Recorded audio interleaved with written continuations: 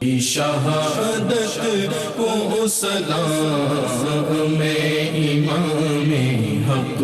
تیری پاکیزہ سیرت کو سلام حسین ابن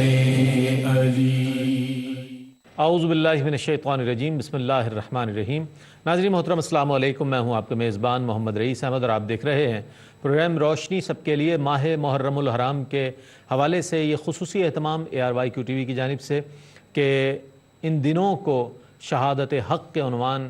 کے ساتھ ہم ان دنوں میں پروگرامز پیش کر رہے ہیں آپ کی خدمت میں، اور اس کے ذیلی موضوعات کے ساتھ پروگرام کو خوبصورت بنایا جا رہا ہے۔ آج جو ذیلی موضوع ہے ہمارا تصور خلافت ہے۔ اس سلسلے میں انشاءاللہ بہت ہی اچھے سوالات، ایسے معلوماتی سوالات جو آپ کی معلومات میں بہت اضافہ کریں گے، انشاءاللہ آج پروگرام کا حصہ بنائیں گے ہم۔ اور اس ساتھ ساتھ میں یہ بھی بتاتا چلوں کہ ماشاءاللہ ماہ محرم الحرام میں ARYQ-TV کے دیگر پروگرامز بھی آپ دیکھ رہے ہیں کہ جس کے ذریعے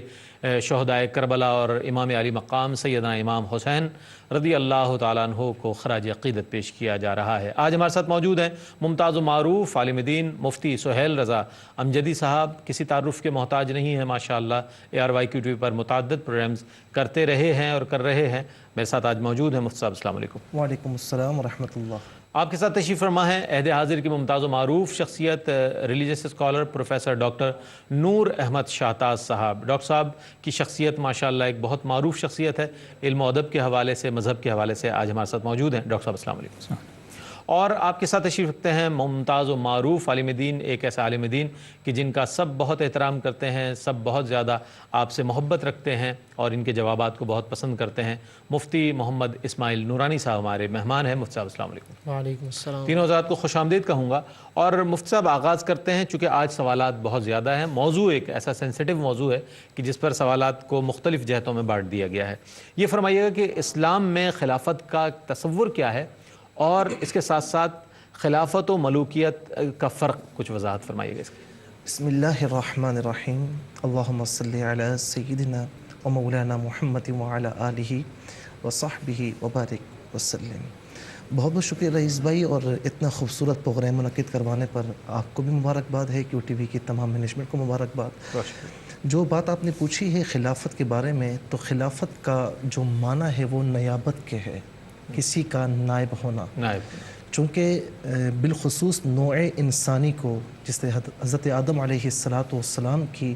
اللہ رب العالمین نے تخلیق فرمانا چاہی، تو قرآن کریم اس بات پر شاہد ہے۔ فرمایا کہ وَإِذْ قَالَ رَبُّكَ لِلْمَلَائِكَةِ إِنِّي جَاعِلٌ فِي الْأَرْضِ خَلِيفَةً، کہ جب کہا تمہارے رب نے، فرمایا تمہارے رب نے فرشتوں سے، ملائکہ سے، کہ میں زمین میں خلیفہ بنا کر بھیجنے والا ہوں۔ پھر فرشتوں کا اعتراض اور اللہ رب العالمین نے اس کا جواب عنایت فرمایا، تو معلوم یہ ہوا کہ نوع انسانی کو، حضرت انسان کو اللہ رب العالمین نے اس دنیا میں خلیفہ، اپنا نائب بنا کر بھیجا۔ اب نائب بننے کا مستحق کون ہے؟ دیکھیں اس کا ذکر قرآن کریم میں بھی ہے، قد افلح المؤمنون۔ اب یہ پورا ذکر ہے ایمان والوں کا، پھر ایمان والوں کی صفات بیان فرمائی کہ وہ نماز پڑھتے ہیں، اپنی شرمگاہوں کی حفاظت کرتے ہیں۔ پھر آخر میں یہ فرمایا کہ اولئک هم الوارثون الذین یرثون الفردوس، یہی لوگ ہیں جو وارثین ہیں، اس زمین کے بھی وارث ہیں اور جنت کے بھی وارث ہیں۔ اور پھر ایک مقام پر اور فرمایا کہ ہم نے زبور میں بھی اس بات کو لکھا کہ بے شک زمین کے جو وارث ہیں وہ ہمارے صالح بندے ہیں۔ تو معلوم یہ ہوا کہ اللہ تعالیٰ کے نائب کو، چاہے اب اسے خلیفہ کے لیجئے چاہے امام کے لیجئے، اسے یا تو خلیفہ کہتے ہیں یا امام کہتے ہیں۔ اب یہاں بنیادی طور پر جو خلیفہ کا، خلافت کا جو یعنی جو حقدار ہے وہ ہر بندہ نہیں ہے۔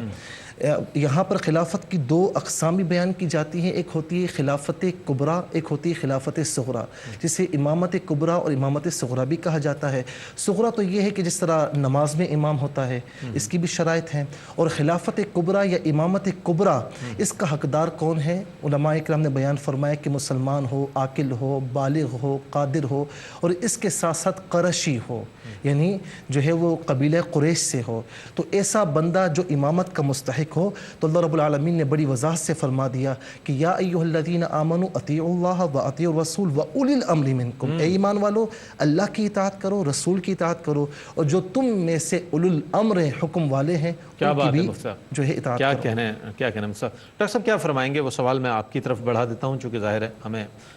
اور سوالات بھی شامل کرنے ہیں۔ خلافت و ملوکیت کا جو فرق ہے کچھ اس حوالے سے ارشاد فرمائیے گا۔ خلافت کے حوالے سے جیسے مفتی صاحب نے ابھی گفتگو کرتے ہوئے کہا کہ خلافت نیابت ہے،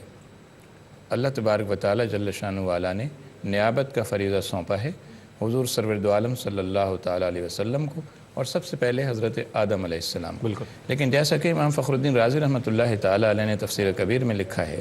اور باقی ائمہ مفسرین نے بھی یہ بات لکھی ہے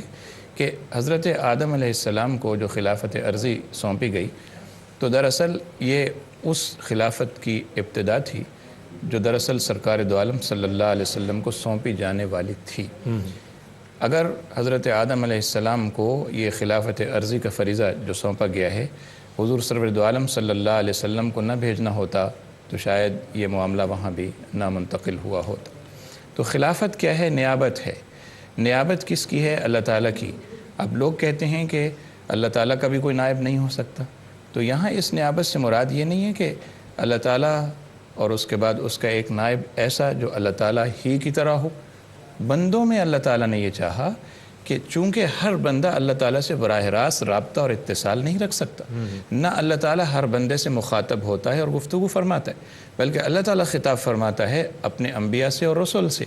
لہٰذا عام مخلوق اور اللہ کے مابین ایک رابطے کا ذریعہ ہونے کے لیے ضروری تھا کہ رب العالمین اپنے کسی نبی کو مبعوث فرمائیں اور انہیں خلافت کا یہ منصب عطا فرمائیں، انہیں نیابت کا یہ منصب عطا فرمائیں۔ وہ نبی یا رسول عام بندوں کو اللہ تعالیٰ سے ملانے کا، ربط کا اور وصل کا ایک سلسلہ قائم فرمائیں، اور یہی خلافت ہے جو نبوت کے طور پر حضور سرور دو عالم صلی اللہ علیہ وسلم کو عطا ہوئی۔ اس کے بعد جب ہم آگے جاتے ہیں تو خلافت کے مفہوم میں وسعت پیدا ہوتی۔ پھر نبی اکرم صلی اللہ تعالیٰ علیہ وسلم نے اپنے جو لوگ خلفاء مقرر فرمایا جن کو، یا حضور صلی اللہ علیہ وسلم کے بعد جو خلافت کا سلسلہ قائم ہوا تو وہ حضور صلی اللہ تعالیٰ علیہ وسلم کی نیابت کے طور پر قائم ہوا۔ نبی کریم صلی اللہ علیہ وسلم کا وصال ہو گیا تو اس کے بعد ضرورت تھی کہ دین کے اس کام کو آگے بڑھانے کے لیے، اور پہلی اسلامی ریاست جس کا قیام نبی اکرم صلی اللہ علیہ وسلم نے فرمایا تھا، اس کے امور اور معاملات کو آگے بڑھانے کے لیے کوئی ہو جو نبی اکرم صلی اللہ علیہ وسلم کے اس کام کو جاری و ساری رکھے۔ اس کے لیے اشارات آپ نے اپنے ہی حیات طیبہ میں دے دیے تھے، اور نبی کریم صلی اللہ علیہ وسلم نے، جیسے مفتی صاحب نے کہا کہ ایک امامت صغریٰ یا خلافت صغریٰ ہے، تو اس پر سیدنا صدیق اکبر رضی اللہ تعالیٰ عنہ کو فائز فرما دیا، اور حضور کے وصال کے بعد لوگوں کو یہ فیصلہ کرنے میں دیر نہیں لگی کہ اب آپ کا خلیفہ کون ہوگا۔ یقیناً وہی ہوگا جس کو آپ صلی اللہ علیہ وسلم نے اپنی حیات طیبہ میں امامت یا خلافت سونپ دی تھی اور سپرد فرما دی تھی۔ کیا فرمائیں گے مفتی صاحب اس حوالے سے کہ خلافت راشدہ یہ لفظ سنا جاتا ہے، کہا جاتا ہے، پڑھا جاتا ہے، اس کا مفہوم کچھ فرمائیے گا، اور اس کی مدت کتنی ہے، اس سے مراد کیا ہے خلافت راشدہ سے؟ بسم اللہ الرحمن الرحیم۔ مختلف احادیث مبارکہ میں جو خلافت کے حوالے سے وارد ہوئی ہیں ان میں کئی احادیث ایسی بھی ہیں کہ جن میں ایک خاص لفظ یا خاص الفاظ استعمال ہوئے ہیں، اور وہ الفاظ ہیں علی منہاج النبوہ، کہ جس میں نبی صلی اللہ علیہ وسلم نے ارشاد فرمایا کہ میرے بعد کچھ خلفاء ہوں گے، پھر فرمایا کہ کچھ ان کے بعد آئیں گے۔ ایک طویل حدیث ہے جس کے اندر پھر ملوک کا بھی ذکر ہے، جس کی وجہ سے پھر ایک پورا ملوکیت کا تصور آتا ہے۔ تو اس میں جن افراد کا آپ صلی اللہ علیہ وسلم نے ذکر فرمایا کہ جن کو حق پر قرار دیا ہے اور جن کی خاص پیروی کرنے کا حکم دیا ہے، تو ان کے لیے جو لفظ استعمال فرمایا وہ ہے علی منہاج النبوہ، کہ جن کی سربراہی، جن کی قیادت اور جن کی خلافت ایسی ہو کہ جو منہاج النبوت پر ہو، یعنی جو نبوت کا طریق تھا، جو نبوت کا طرز تھا، اسی طرز اور اسی طریق کو جو فالو کرتے رہیں اور اسی کو اپنا کر آگے چلتے رہیں اور لوگوں کو اس کے مطابق چلائیں۔ تو فرمایا کہ یہ خلافت راشدہ کہلاتی ہے۔ تو علماء نے اسی سے یہ تعریف اخذ فرمائی کہ خلافت راشدہ کا مطلب وہ خلافت ہے کہ جو علی منہاج النبوت ہو، جس کے اندر نبوی جو طریقہ کار ہے، جو نبوی ہدایت ہے، رسول پاک صلی اللہ علیہ وسلم کی جو تعلیمات ہیں، ان تعلیمات کی وہ خلافت آئینہ دار ہو۔ اس کی جو مدت ہے اس کے حوالے سے احادیث مختلف وارد ہوئی ہیں، مختلف اسناد سے، مختلف کتابوں کے اندر، اور جس میں واضح طور پر آپ صلی اللہ علیہ وسلم نے اس میں 30 سال تک کی مدت بیان فرمائی ہے کہ میرے بعد جو ہے وہ خلافت ہوگی، خلفاء ہوں گے، اور فرمایا کہ یہ 30 سال تک یہ خلافت اشارہ تھا علی منہاج النبوہ کے جاری رہے گی۔ بعض علماء نے اس میں یہ بھی ایک توضیح فرمائی ہے کہ اس میں تسلسل مراد ہے، یعنی اس میں اس بات کی نفی نہیں ہے کہ بعد میں کوئی ایسی خلافت نہیں آ سکتی جو علی منہاج النبوت ہو، جزوی طور پر یا بغیر تسلسل کے انقطاع کے بعد، عرصے گزرنے کے بعد پھر بھی کبھی آ سکتی ہے، جیسے حضرت عمر بن عبدالعزیز کی خلافت کو اسی خلافت راشدہ کے دور میں شمار کیا جائے، اتم کہا جاتا ہے۔ تو اس میں تسلسل مراد ہے کہ تسلسل کے ساتھ جو خلافت راشدہ ہوگی وہ یہ 30 سال ہے، اور اس کے بعد پھر ملوکیت کے حوالے سے آپ صلی اللہ علیہ وسلم نے ایک خبر ارشاد فرمائی ہے۔ ٹھیک، اچھا علامہ صاحب، مفتی صاحب کیا فرمائیں گے اس حوالے سے کہ اب خلافت کی بات ہوئی، ملوکیت پر بھی آپ نے ارشاد فرمایا، آج تصور خلافت کے حوالے سے ہم بات کر رہے ہیں۔ مفتی صاحب یہ فرمائیے گا کہ جہاں شہداء کربلا کا ذکر آتا ہے اور جب ایسے تذکرے آتے ہیں تو پھر ایک اور نام آتا ہے، یہ بتائیے گا کہ یزید خلافت کے لیے نااہل کیوں تھا؟ دیکھیں، جس طرح میں نے پہلے آغاز میں ہی یہ بات عرض کی ہے کہ مسلمان ہونا، عاقل ہونا، بالغ ہونا، اس کے ساتھ ساتھ جو ہے وہ کیا کہتے ہیں اس کا قبیلہ قریش سے ہونا، قرشی ہونا۔ پھر اس کے بعد علماء نے ایک بات اور بیان فرمائی کہ وہ ایک عالم بھی ہو، اور یا پھر عالم نہ ہو تو کم از کم جو ہے وہ علماء سے مدد لینے والا ہو، یہ بات بھی بیان فرمائی۔ اچھا، علماء نے اس میں پھر یہ ایک بات اور بیان فرمائی کہ وہ خود اس منصب پر نہ آیا ہو بلکہ اسے تمام اہل حل اور عقد نے مانا ہو۔ اب آپ دیکھیں کہ حضور نبی کریم علیہ السلام کی خلافت کی نیابت جب سیدنا صدیق اکبر رضی اللہ تعالیٰ عنہ کے پاس آئی تو تمام اہل حل و عقد جتنے صحابہ کرام تھے سب نے اسے تسلیم فرمایا۔ عمر بن خطاب رضی اللہ تعالیٰ عنہ یا عثمان غنی یا سیدنا علی المرتضی رضی اللہ تعالیٰ عنہ مجمعین، تو ان تمام کی خلافت سب نے تسلیم کی۔ اب جہاں تک یزید کا تعلق ہے، یاد رہے کہ اللہ کی اطاعت اور اس کے رسول کی اطاعت، اللہ تو یوں سمجھ لیں کہ سب سے بڑا حاکم ہے، اس کی تو اطاعت کی جائے گی۔ رسول صلی اللہ علیہ وسلم کی اطاعت اللہ ہی کی اطاعت ہے۔ کیوں کہ وما ینطق عن الہوا ان ہوا الا وحی یوحیٰ، کہ وہ اپنی خواہش سے، اپنی تمنا سے کچھ نہیں فرماتے، جو اللہ رب العالمین وحی فرماتا ہے تو وہی فرماتے ہیں۔ تو رسول اللہ کی اطاعت اللہ کی اطاعت ہے، لیکن اس کے بعد جو اولو الامر کی اطاعت ہے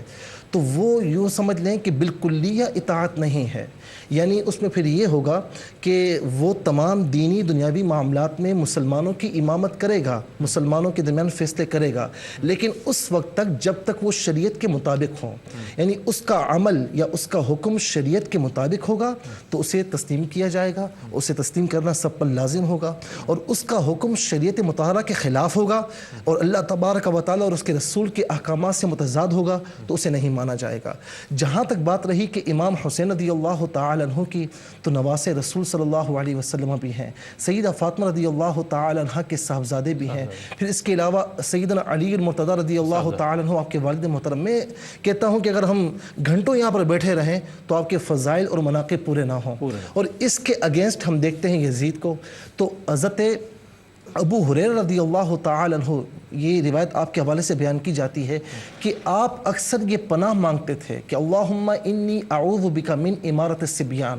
کہ اے مولا میں تجھ سے بچوں کی حکومت سے پناہ مانگتا ہوں، بچوں کی حکومت سے پناہ مانگتا ہوں۔ یہی وجہ ہے کہ 60 سن ہجری میں یہ یزید جب آیا تو اس سے پہلے 59 سن ہجری میں آپ کا وصال ہو گیا، اور کئی صحابہ کرام نے یہاں تک کہا کہ یزید کی بے اعتدالیاں، یزید کا ظلم، یزید کا فسق و فجور، اور اہل مدینہ کے ساتھ جو معاملہ کیا، مکہ مکرمہ کے ساتھ جو معاملہ کیا، وہ سب کے سامنے سب سے بڑھ کر نواسے رسول صلی اللہ علیہ وسلم کے ساتھ جو معاملہ کیا، پھر اس کے دور میں سوتیلی ماؤں کے ساتھ جو ہے وہ زنا عام تھا، شراب، فسق و فجور عام تھا، نمازوں کی پابندی بالکل نہیں تھی۔ تو صحابہ کرام یہاں تک کہا کرتے تھے کہ جب یہ اس کا فسق و فجور جو تھا اتنا بڑھ چکا تھا، ہمیں یقین ہو چلا تھا کہ اللہ تبارک و تعالیٰ اپنا عذاب نازل فرمائے گا، اپنا عذاب نازل فرمائے گا۔ تو یزید کسی طور پر بھی یعنی امامت کا مستحق نہیں تھا، کسی طور پر بھی خلافت کا مستحق نہیں تھا، اور اس دور میں کسی معیار پر پورا نہیں اترتا تھا، تو اسی لیے اسے امامت کا فریضہ سر انجام دینا ہی نہیں چاہیے تھا، اسے خلیفہ کسی نے نہیں مانا۔ اور اس کے برعکس جتنے بڑے بڑے صحابہ کرام تھے انہوں نے امام حسین رضی اللہ تعالی عنہ کو ہی اپنا امام تسلیم کیا تھا۔ یہی وجہ ہے کہ کوفہ سے کتنی عرضی آئی تھیں کہ آپ آ جائیے، آپ آ جائیے۔ ڈاکٹر صاحب کیا فرمائیں گے؟ مختصراً مفتی صاحب نے اس حوالے سے بھی ذکر کیا، میں چاہوں گا تفصیل سے بیان فرمائیں کہ حکومت یزید میں ہم یہ دیکھتے ہیں کہ کعبۃ اللہ کی بے حرمتی ہو رہی ہے، 3 دن کے لیے وہاں پر ان کی افواج کو سامان حرب کے ساتھ چھوڑا جا رہا ہے اور کھلی آزادی دی جا رہی ہے کہ اس پر کوئی باس پرس نہیں ہوگی۔ یہی حال مدینہ منورہ کا کیا جا رہا ہے، کعبۃ اللہ پر منجنیقوں کے ذریعے جو ہے اس کا غلاف کعبہ جلا دیا جاتا ہے، اس پر اس کی بے حرمتی کی جاتی ہے۔ تو کچھ اس حوالے سے فرمائیے گا کہ حکومت یزید میں جو مقدس مقامات کی بے حرمتی ہوئی اور یہ جو کچھ قتال ہوا، جو یہ مظالم ہوئے، کچھ حوالے فرمائیے گا۔ حضور سرور دو عالم صلی اللہ تعالیٰ علیہ وسلم تشریف لائے تو آپ نے جس چیز کو اپنا ٹارگٹ اور ہدف بنایا وہ تعصب جاہلی کا خاتمہ تھا، اس لیے کہ اس تعصب جاہلی کے خاتمے کے بغیر لوگوں کو ایک سلک مروارید میں پرویا نہیں جا سکتا تھا اور کسی ایک بات پر ان کو متفق نہیں کیا جا سکتا تھا۔ حضور سرور دو عالم صلی اللہ تعالیٰ علیہ وسلم کے خطبات دیکھیں اور پھر خطبہ حجۃ الوداع کو دیکھیں تو معلوم ہوتا ہے کہ نبی اکرم صلی اللہ علیہ وسلم کی پوری کوشش یہ رہی کہ تعصب جاہلی کو ختم کیا جائے، ٹھیک ہے، اور یہاں تک کہ آپ صلی اللہ علیہ وسلم نے وعید کے طور پر یہ بات ارشاد فرمائی کہ جس کسی نے تعصب کے جھنڈے کے تلے جنگ لڑی، تعصب کے جھنڈے کے تلے لوگوں کے ساتھ اس نے معاملہ کیا اور اس میں وہ مر گیا، فَمَاتَ مَيْتَةً جَاهِلِيَّةً، تو وہ جاہلیت کی موت مرا۔ یہاں جو بات ہم دیکھتے ہیں یزید کے معاملے میں، تو یہاں پھر وہی تعصب جو ہے ابھر کے سامنے آ رہا ہے، خاندانی تعصب اور کہنا چاہیے کہ خانوادہ رسول کے ساتھ ایک مخاصمت کا تعصب۔ ان کے نزدیک حضرت امام حسین رضی اللہ تعالی عنہ اگر خلیفہ ہوتے ہیں اور امیر المومنین کہلواتے ہیں تو اس کا مطلب یہ ہے کہ یہ خلافت کا جو سلسلہ ہے یہ بنو ہاشم میں اسی طرح سے چلتا رہے گا اور اس طرف ٹرانسفر نہیں ہوگا۔ اس چیز کو ختم کرنے کے لیے ذرا اوپر جائیے تو نبی اکرم صلی اللہ تعالیٰ علیہ وسلم نے اس وقت جب آپ صلی اللہ علیہ وسلم نے اس دعوت کا آغاز فرمایا ہے تو آپ نے جس بات پر محنت کی ہے وہ یہ کہ بنو ہاشم میں تو اسلام کا سلسلہ چل ہی رہا ہے، بنو عبد شمس میں بھی یہ سلسلہ چلے۔ چنانچہ بنو عبد شمس اور بنو ہاشم جو دونوں قریش کی 2 مختلف لڑیاں ہیں، ان میں آپ نے پوری محنت فرمائی، اس کے نتیجے میں بنو عبد شمس سے حضرت عثمان غنی رضی اللہ تعالیٰ عنہ اسلام میں داخل ہو گئے، اور آپ نے بہت مسرت کا اظہار فرمایا کہ اس لڑی میں بھی اسلام داخل ہو گیا۔ یہ اس وقت کی کوشش تھی تاکہ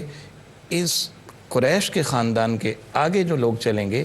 ان کے اندر باہمی رقابتیں اور مخاصمتیں پیدا نہ ہوں، لیکن ہوا یہ کہ نبی اکرم صلی اللہ علیہ وسلم کے وصال کے بعد کچھ تعصب جاہلی پھر سر اٹھانے لگا، اور بعض مواقع پر ہم دیکھتے ہیں کہ ایسی صورتحال پیدا ہوئی کہ خود نبی اکرم صلی اللہ علیہ وسلم کے حیات طیبہ کے ان آخری ایام میں جو ظاہری حیات طیبہ ہے، یہ محسوس کیا گیا کہ لوگ آوازیں بلند ہونے لگیں، ایک دوسرے سے جھگڑنے لگے، تاکہ نبی اکرم صلی اللہ علیہ وسلم کو یہ فرمانا پڑا کہ کیا میں دیکھ رہا ہوں کہ پھر تم تعصب جاہلی پر اتر آئے ہو۔ تو آپ کو جس بات کا خدشہ تھا وہ یہ کہ میرے بعد یہ لوگ پھر تعصبات کا شکار نہ ہو جائیں۔ یزید میں وہ تعصب جو خاندانی تھا وہ آ گیا، اور تعصب کی پٹی ایسی ہے کہ جب یہ آنکھوں پہ بندھ جائے تو پھر انسان کو نہ بیت اللہ کی حرمت نظر آتی ہے، نہ مدینہ طیبہ کا وہ مرتبہ و مقام نظر آتا ہے، پھر واقع حرہ جیسی باتیں پیش آتی ہیں، پھر مسجد نبوی میں گھوڑوں سمیت داخل ہونا بھی کوئی خاص گناہ تصور نہیں کیا جاتا، پھر بیت اللہ شریف کے غلاف کو جلانا بھی کوئی ایسی بات نہیں نظر آتی۔ تو بات دراصل یہ ہے کہ وہ خاندانی تعصب جاگ اٹھا اور اس نے یہ سب کچھ کروایا۔ اللہ تبارک و تعالیٰ جل شانہ والا کا ایک نظام ہے کہ جب تک لوگ حرمات اللہ کا خیال رکھتے ہیں، مشاعر کا خیال رکھتے ہیں، اللہ تعالیٰ نے جن چیزوں کی حرمت قائم کی ہے ان کا خیال رکھتے ہیں، تو اللہ تبارک و تعالیٰ ان کے ساتھ محبت کا، شفقت کا، نرمی کا، فضل کا معاملہ فرماتا کیا ہے، بات۔ اور جب لوگ ان چیزوں کو بھلا دیتے ہیں تو پھر ان کے ساتھ وہ معاملہ کیا جاتا ہے جس کے وہ مستحق ہیں۔ تو یزید پر آج لوگ جس طرح کے الفاظ کے ساتھ اسے یاد کرتے ہیں، جس طرح کے کلمات کے ساتھ اسے پکارتے ہیں، تو اس کا سبب یہ ہے کہ اللہ تعالیٰ کے راہ سے وہ ہٹ گیا اور اللہ کی راہ کو چھوڑ کر جب اس نے تعصب کی راہ کو اپنایا اور اختیار کیا اور اس میں حرمات اللہ کا بھی اس نے خیال نہ رکھا اور مشعر حرام، اللہ تبارک و تعالیٰ کے اس بیت مسجد نبوی شریف کی حرمتوں کو پامال کیا، تو ظاہر سی بات ہے کسی روح رعایت کا مستحق ایسا شخص نہیں کر رہا۔ کیا فرمائیں گے مفتی صاحب اس حوالے سے کہ جان جانے کے خوف سے کوئی کسی ظالم خلیفہ کی بیعت کر سکتا ہے؟ آپ کا سوال ہی بڑا خوبصورت ہے، اور قبلہ مفتی صاحب نے جو ایک یعنی اس میں ایک نقطہ اٹھایا ہے وہ بھی بڑا خوبصورت ہے۔ دیکھیں یہاں پر ایک بات جو انہوں نے فرمائی، اسی ضمن میں کچھ بات آگے بڑھاؤں گا کہ حضور نبی کریم علیہ الصلاۃ کی حدیث پاک میرے پیش نظر ہے۔ اب مجھے راوی یاد نہیں آ رہا ہے، حضرت عبداللہ ابن عمر رضی اللہ تعالیٰ عنہ یا ابن مسعود ہے، دونوں میں سے ایک ہیں۔ تو آقا علیہ السلام نے ان سے فرمایا کہ ایک وقت ایسا آئے گا کہ ظالم حکمران تم پر مسلط کیا جائے گا۔ عرض کی یا رسول اللہ میں کیا کروں اس وقت؟ فرمایا خاموش رہنا، فرمایا خاموش رہنا۔ امام حسین رضی اللہ تعالیٰ عنہ کا معاملہ تھا، تو آقا علیہ السلام نے آپ کے بچپن ہی سے آپ کی شہادت کا اعلان فرمایا تھا۔ تمام صحابہ کو معلوم تھا، حضرت علی المرتضیٰ، سیدہ فاطمہ رضی اللہ تعالیٰ عنہ کو معلوم تھا، سب کو معلوم تھا کہ آپ کی شہادت ہوگی، کیوں ہوگی یہ بھی معلوم تھا۔ اب یہاں پر ایک بات آتی ہے رخصت اور عزیمت کی، ایک ہوتی ہے رخصت، ایک ہوتی ہے عزیمت۔ اس کا ذکر قرآن کریم میں موجود ہے کہ فمن کان منکم مریضا او علی سفر فعدۃ من ایام اخر، کہ روزہ رکھنے کی جہاں پر بات ہے تو فرمایا کہ تم میں سے اگر کوئی بیمار شرعی ہے، بیمار ہے، یا پھر وہ سفر شرعی پر ہے تو وہ روزہ چھوڑ سکتا ہے، رخصت ہے۔ لیکن آخر میں یہ فرمایا کہ وَأَن تَصُومُوا خَيْرٌ لَكُمْ، اس حال میں بھی اگر روزہ رکھ لے تو یہ عزیمت ہے، اس کے لیے بہتر ہے۔ تو اگر بعض صحابہ کرام اس وقت خاموش تھے یا کوئی ایسا معاملہ تھا تو وہ فقط یہی تھا کہ حضور نبی کریم علیہ السلام کی حدیث پیش نظر تھی، اور پھر یہ حدیث پاک بھی ہے نا کہ من رآ منکم منکرا فلیغیرہ بیدہ، کہ تم میں سے کوئی برا کام دیکھے تو اسے ہاتھ سے روکے، فإن لم یستطع فبلسانہ، اور اگر جو ہے وہ ہاتھ سے نہیں روک سکتا تو اپنی زبان سے روکے، اگر یہ بھی نہیں کر سکتا تو فبقلبہ، تو اپنے دل سے اسے برا جانا ہے۔ تو ظاہر ہے کہ ہاتھوں سے روکنا یہ جو ہے وہ حکمرانوں کا کام ہے، زبان سے روکنا علماء کا ہے، اور جہاں پر نہ چلتی ہو، بالکل فتنے کا اندیشہ ہو، تو کم از کم اپنے دل میں برا جانیں اور وہاں سے گزر جائیں۔ تو جو صحابہ، جن صحابہ نے خاموشی اختیار کی تھی یا امام حسین رضی اللہ تعالیٰ عنہ کو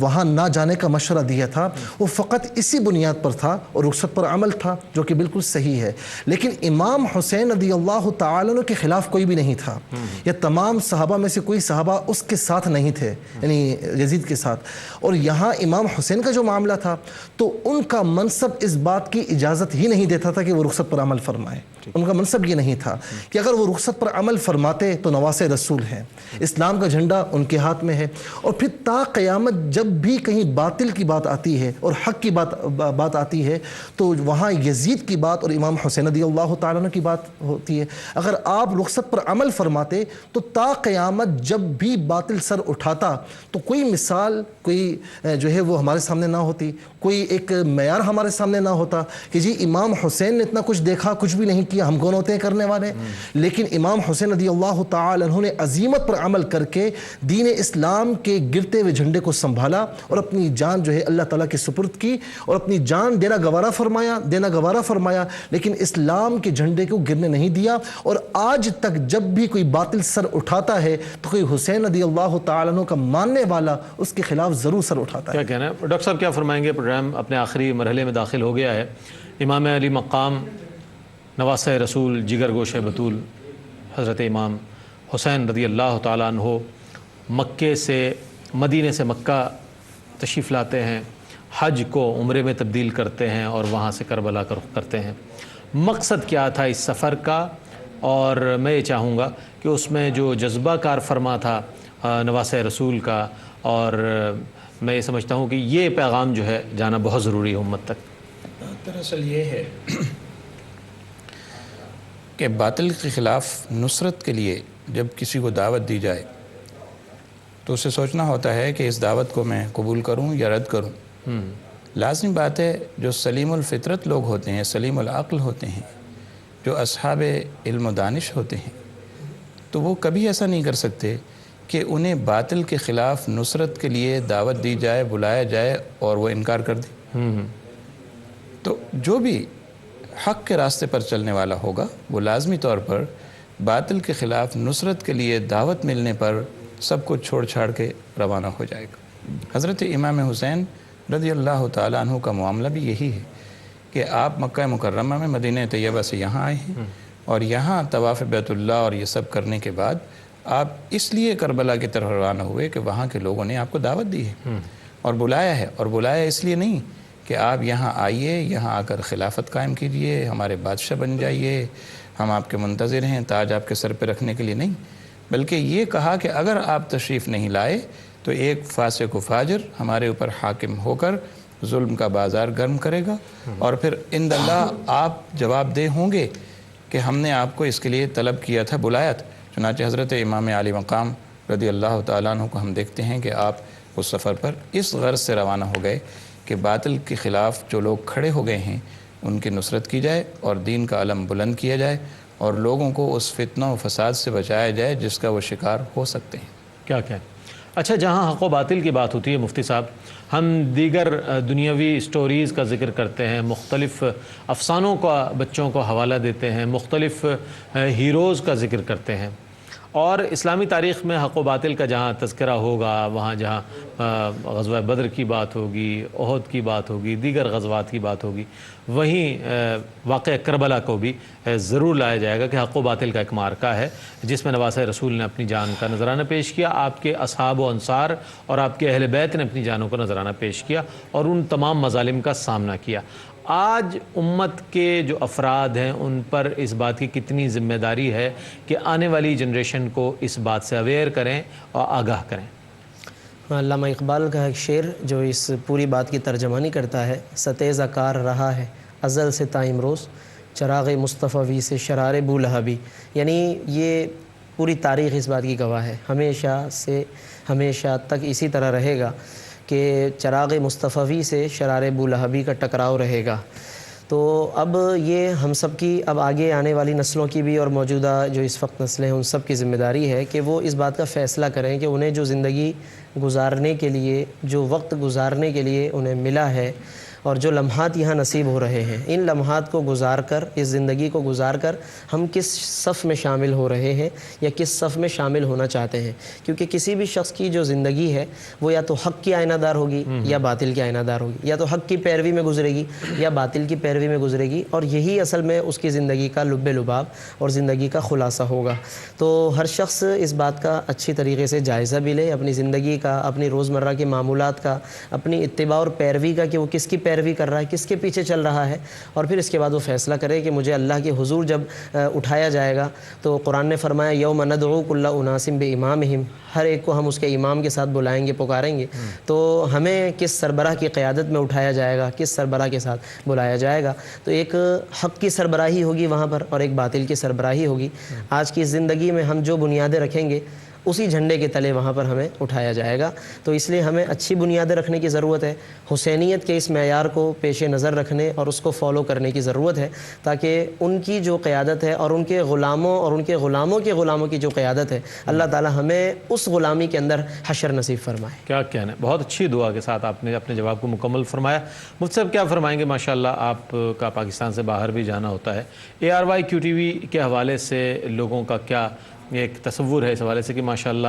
جو بھی ایسا کوئی موقع ہوتا ہے تب خراج عقیدت پیش کیا جاتا ہے، صحابہ اکرام رضوان اللہ تعالیٰ علیہم اجمعین، اہل بیت اطہار، سلف صالحین اور دیگر اولیاء امت کے حوالے سے جب پروگرامز کیے جاتے ہیں تو اس کوشش کو کس نظر سے دیکھتے ہیں جو ہم ARYQTV پیش کر رہا ہے؟ دیکھیں، جہاں بھی جانا ہوتا ہے میں پہلی بات تو یہ عرض کروں گا، جب بہت تھکاوٹ ہو جائے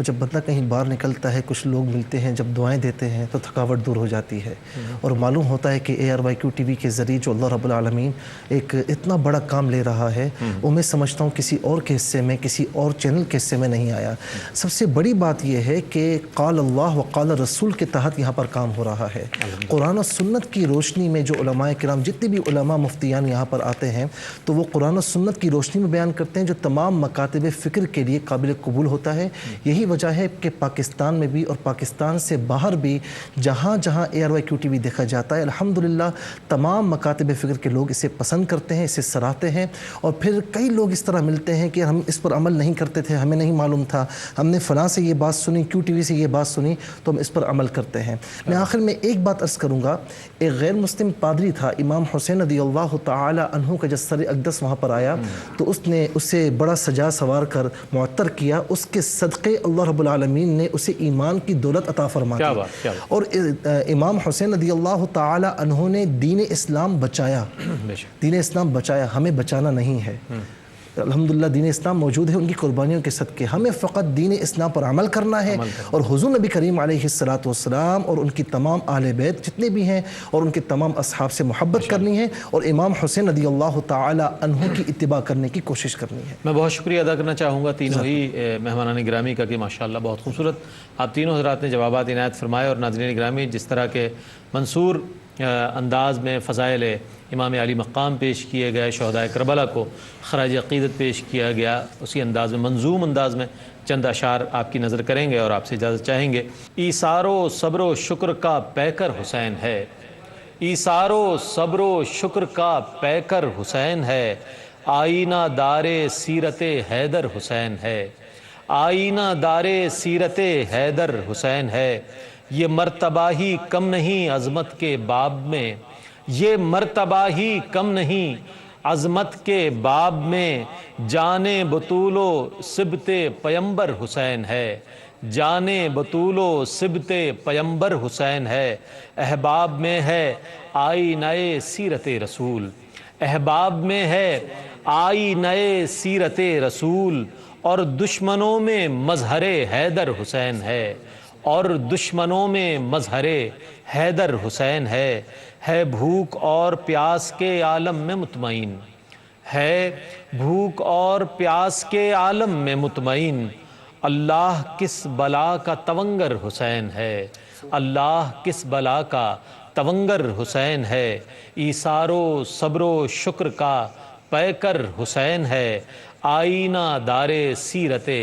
حیدر حسین ہے۔ اس کے ساتھ ہی اپنے میزبان محمد رئیس احمد کو اجازت دیجیے، اللہ حافظ۔ اپنا گھر کا گھر لوٹا ڈالا خدا کی راہ میں، اقربا قربان کر ڈالے اسی کی چاہ میں، ہر گھڑی تیرے اس انداز سخاوت کو سلام، اے حسین ابن علی تیری شہادت کو سلام۔